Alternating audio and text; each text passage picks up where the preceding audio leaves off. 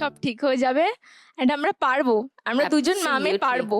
Sure. जिंदगी और कुछ भी नहीं तेरी कहानी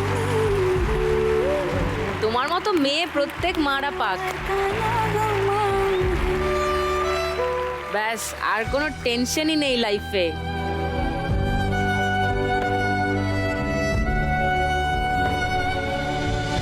তো তুমি আজকে 1 লাখ টাকা পেলে কি করবে?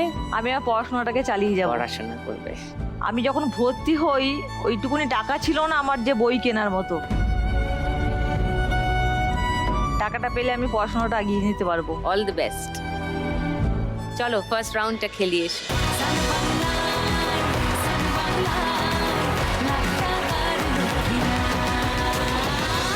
তোমার 1 মিনিট সময় শুরু এখন। না রে না আর তো পারে না, মন আমার নাস্তা না বুধ একজনের হৃদয়। না রে না ওপর থেকে পড়ছে। দিন আমার যাচ্ছে ভালো যা। মিষ্টি যন্ত্রণায়, বাড়িতে দোকানে এখানে ওখানে যেখানে সেখানে বানবাসী। ওপর থেকে পড়ছে, ওপর থেকে পড়ছে। ওই বলিতে সাড়াতে আরো আছে, আরো আছে, ওগুলো পরে তুলো, এগুলো ধরো। ধরো ধরো ধরো ধরো ধরো। আমি তো ফ্রিতেই না যে হাল ওপর থেকে পড়ছে পড়ছে, ওগুলো পরে তুলো। করেছে ধরো ধরো, শিগগিরই ধরো। যা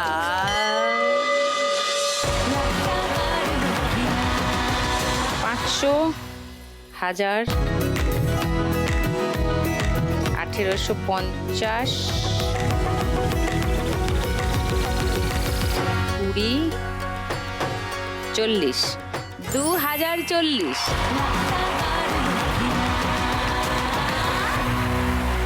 এইবার মৌসুমীর কাছে আসি। তোমার কথা একটু বলো, তোমার গান কবে থেমে গেল? ছোট একদম 4 বছর বয়স থেকে গান শিখেছি। মানে গান প্রচুর ভালোবাসতাম, এতটাই গান ভালোবাসতাম যে বোধহয় সারাদিন হারমোনিয়াম নিয়ে বসে থাকলেও আশ মিটবে না, এরকম অবস্থা। আমার বাবারও আর্থিক অবস্থা তেমন ভালো ছিল না, কিন্তু তবুও কষ্ট করে হলেও মানে চালিয়ে যাচ্ছিলাম। তারপর আমার বিয়ে হয়ে গেল। তো বিয়ের সময় আমার বাবা, যাতে আমার বিয়ের পরে না গানটা বন্ধ হয়ে যায়, তার জন্য আমার বাবা একটা ছোট হারমোনিয়াম কিনে আমাকে বিয়ের তত্ত্বের সাথে পাঠিয়ে দিয়েছে। বাহ, তো হারমোনিয়ামটা পাঠিয়েছিল ঠিকই, কিন্তু সংসারের এসে দেখলাম যে আমার হাজবেন্ড একজন প্রাইভেট টিউটর। প্রাইভেট টিউশনের মাইনে থেকে সংসারের সব কিছু চাহিদা মিটিয়ে আমার শ্বশুর শাশুড়ি অসুস্থ, তাদের ওষুধপত্র লাগে। তারপরে বিয়ে 2 বছর বাদে আমার মেয়ে হলো। এই সমস্ত নানান রকম চাহিদা মেটাতে মেটাতে একটা সময় আমি মানে বলেই উঠতে পারলাম না আমার হাজবেন্ডকে যে আমি গানটাকে কন্টিনিউ করতে চাই। মেয়ে বড় হওয়ার পর মেয়েরও দেখলাম যে গানের প্রতি আগ্রহ আছে। So it's there in her genes. তুমি গান যে শিখতে বিয়ের আগে অবধি কত অবধি শিখেছিলে? আমি রবীন্দ্রসঙ্গীতে দিয়েছি 5th ইয়ার পর্যন্ত, আর নজরুল গীতি 4th ইয়ার পর্যন্ত। তো তারপরে আমার বিয়ে হয়ে যায়, আর দেওয়া হয় না। মেয়ে বড় হওয়ার সাথে সাথে মেয়ে বুঝতে পারলাম যে ওরও গানের প্রতি আগ্রহ তৈরি হচ্ছে। ভাবলাম তাহলে মেয়েকে গান শেখানো শুরু করি। মেয়েকে গান শেখানো শুরু করলাম। সেই হারমোনিয়ামটা বার করে খাটের তলা থেকে বার করে ধুলো টুলো ঝেড়ে আরে বাপ রে। দেখি মেয়েকে যদি শেখাতে পারি। তা মেয়েও টুকটাক গান টান করে। তো আমি সংসারের কাজের চাপে এতটাই ব্যস্ত হয়ে গেছি যে মেয়েকেও ঠিক মতন শেখাতে পারছি না। মেয়েকে বছর 2 হলো একটা টিচার দিয়েছি, গানের টিচার। তো টিচারের কাছে গান শিখে আসার পরেও মাঝে মাঝে যখন আটকে যায়, মা আমাকে দেখিয়ে দাও তো, তখন দেখিয়ে দিই। তখন মনে হয় একটা গান একটু দুকলি করি বসে বসে। আমরা দুকলি শুনবো না? কে কে শুনতে চায় হাত তোলো। আরে সবাই হাত তুলেছে। চলো শুনি শুনি শুনি, ও শুনি। ব্রজ গোপী খেলে হরি হরি রে গোপী খেলে হরি, খেলে আনন্দ নবগণ শ্যাম সাথে, ব্রজ গোপী খেলে হরি, হরি রে ব্রজ গোপী খেলে হরি। ওকে, নাইস। কিন্তু চর্চার অভাব হয়ে গেছে, চর্চার তোমাকে অভাব হয়ে প্র্যাকটিস গেছে। করতে হবে। কেউ এসছেন বাড়ি থেকে? হ্যাঁ, আমার হাজবেন্ড আর আমার মেয়ে। ও আচ্ছা, নমস্কার। ও ওই মেয়ে তোমার যে গান গায়, তোমার নাম কি? সৌমিলি দে। সৌমিলি। সো তুমি চাও না মা গান করুক? হ্যাঁ। হ্যাঁ, এক্স্যাক্টলি, সবাই ও চায়। আমাকে মানে উৎসাহ দেয়, মা তুমি করো, বসো। হ্যাঁ, হ্যাঁ। তুমি প্র্যাকটিস করো রোজ সৌমিলি? হ্যাঁ। যখন প্র্যাকটিস করো মাকে নিয়ে পাশে বসবে, বলবে আমি একটা গাইবো, তুমি একটা গাইবে, একদম জোর করে বসিয়ে রাখবে, ছাড়বে না।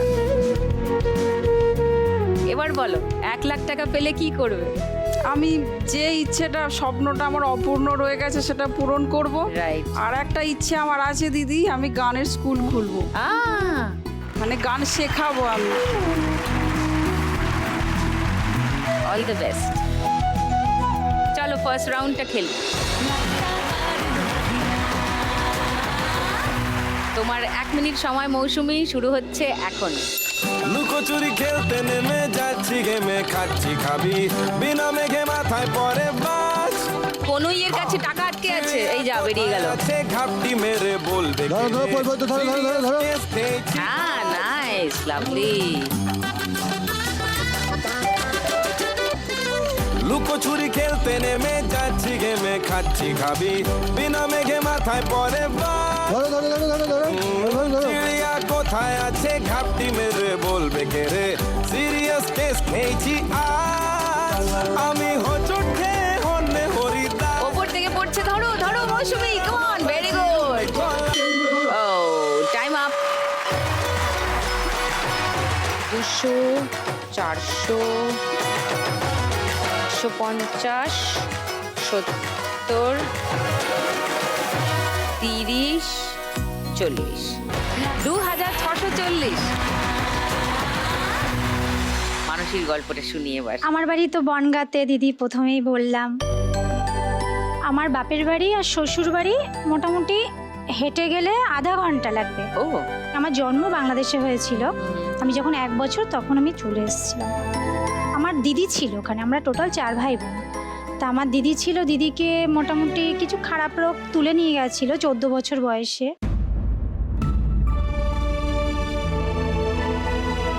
তা বাবা ওখান থেকে বিশাল বড় ঐশ্বর্য, বাড়ি গাড়ি দোকানপাট সমস্ত কিছুই রেখে এসে আর কি এখানটায় নিয়ে চলে আসে আমাকে। কেন?